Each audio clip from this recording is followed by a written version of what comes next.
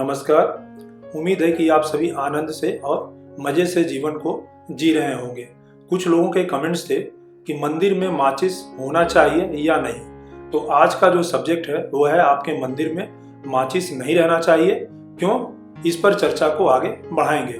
हिंदू धर्म को मानने वाले लोगों में घरों के अंदर मंदिर अवश्य होता है। तो सबसे पहले तो यही बात जान लें कि घर में मंदिर नहीं होना चाहिए। चौंक गए ना जी, आपने बिल्कुल सही समझा है। आगे इस पर भी बात करेंगे।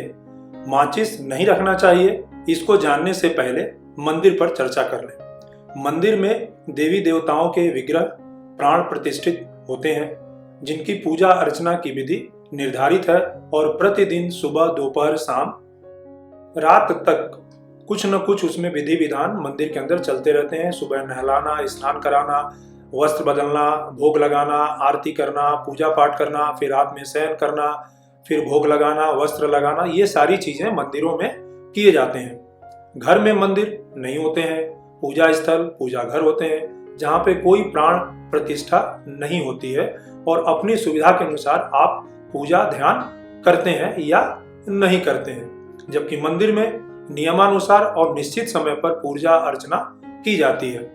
मंदिर में सभी दर्शन को जाते हैं, घर के पूजा घर में आप अपनी पूजा करते हैं।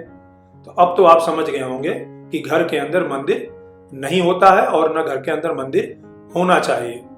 तो ये चीज तो बिल्कुल स्पष्ट हो गई कि घर के अंदर मंदिर नहीं होता है। ये गलती बड़े से बड़े लोग भी करते हैं।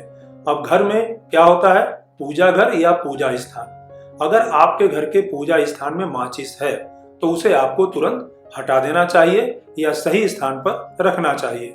इसकी सही व्यवस्था क्या होगी, इसके बारे में हम आगे जानेंगे। पूजा घर होने के बाद भी आपको पूजा में मन नहीं लगता है, घर में शांति नहीं रहती है, कार्यों में रुकावटें हैं, तो पूजा घर में मान के चलिए कि वास्तु दोष है। पूजा घर की सकारात्मक ऊर्जा से पूरे घर में एक पॉजिटिव वाइब रहती है। अगर आप पूजा घर में माचिस रख देते हैं, जलती तीली रख देते हैं, काली तीली रख देते हैं, मुरझाए फूल रख देते हैं, गंदगी है, बिखरे सामान है, ज्यादा मूर्तियां हैं या फोटो भी हैं, तो ये समझ के चलिए कि आप वास्तु दोष से प्रभावित हो सकते हैं। माचिस की तीली का जो केमिकल निगेटिव एनर्जी को अट्रैक्ट करता है और बाकी बिखरे सामान, गंदगी, सूखे फूल पॉजिटिव एनर्जी को कट करते हैं, जिससे पूजा घर की ऑरा कमजोर हो जाती है, या आप यूं कहें कि ईश्वर की कृपा से आप वंचित हो जाते हैं। पूजा घर साफ सुथरा आकर्षक होगा तो वहां की पॉजिटिव ऑरा आपको खुद ही धार्मिक कार्यों की तरफ आकर्षित करेगी और जीवन की रुकावटों को, बाधाओं को दूर करेगी तथा सफलता मिलने में आपको आसानी होगी। तो क्या करें, माचिस की जगह आप लाइटर का प्रयोग कर सकते हैं। माचिस को कागज या कपड़े में लपेट कर दक्षिण पूर्व की दिशा में यानी कि आग्नेय कोण की दिशा में आप रख सकते हैं। पूजा घर में अगर रखते हैं तो इसको आपको दिखना नहीं चाहिए। जली तीली, मुरझाए फूल, बेकार की सामग्री पूजा करने से पहले आपको हटा देना चाहिए।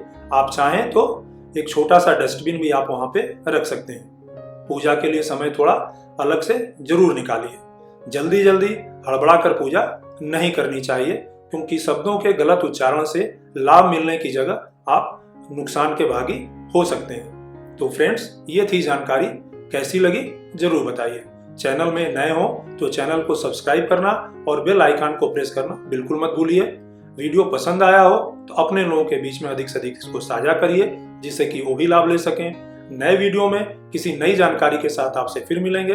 अपना ध्यान रखें। नमस्कार।